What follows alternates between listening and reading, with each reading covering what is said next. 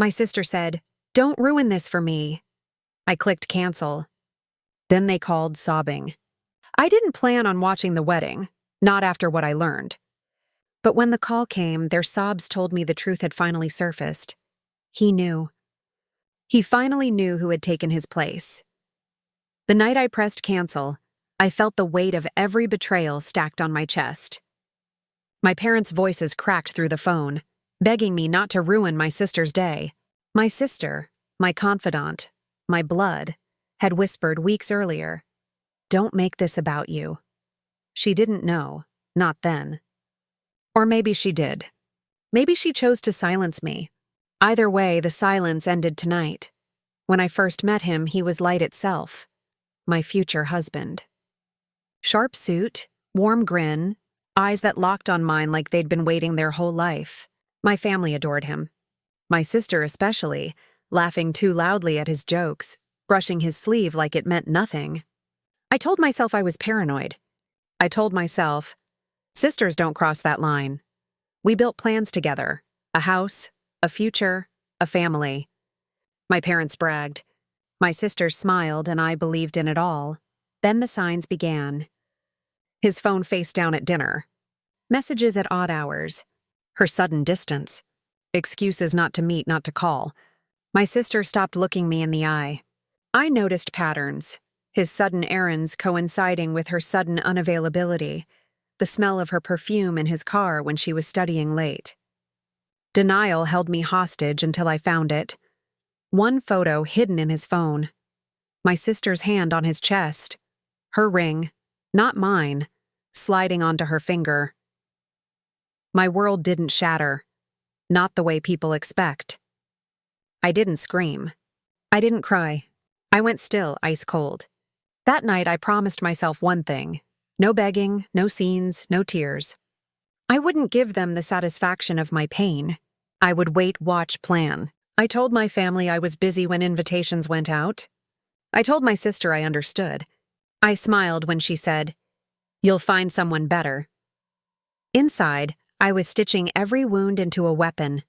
Revenge, after all, tastes best when the betrayer serves it to themselves. Step 1. Distance. I withdrew quietly. No fights, no confrontations. They thought they had won. My silence was their victory lap. Step 2. Information. While they celebrated, I collected bank accounts. Shared passwords, his debts, her late-night messages where she promised him my life's pieces, my contacts, my trust fund, my parents' approval. Step 3. Timing. I waited until the day they valued most. Their wedding. The one streamed online for relatives who couldn't attend. The one my parents begged me to watch. I clicked cancel instead. Not out of weakness, but precision. Because my role wasn't to watch.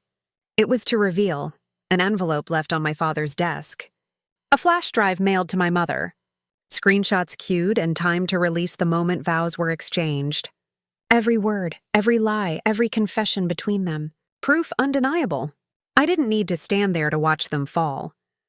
The truth would speak louder than my presence. The call came during the reception. Voices breaking. My mother sobbing. My father silent. "He knows," my mother whispered. My father finally spoke. My brother-in-law, he walked out in front of everyone. Not my brother-in-law. My ex, my betrayer? He found out who had taken his place. It wasn't me. It was her. My sister. The one who thought betrayal came without cost. I pictured the scene. The guests whispering, the music cut short. My sister standing there in her white dress, abandoned, exposed. My parents collapsing under the weight of shame, him walking out realizing he was never chosen, only stolen, and me, unseen, untouched, free. I didn't answer their next call. I didn't need to, because revenge isn't about screaming in their faces. It's about silence. It's about watching the empire they built on lies crumble with no hand extended to save them. I chose absence as my final act. The seat I was supposed to fill remained empty. The silence I was supposed to break stayed unbroken.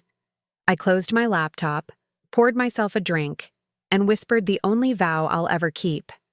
I don't ruin. I reveal. That night, I slept for the first time in months, not as the betrayed, but as the survivor, the one who let them destroy themselves.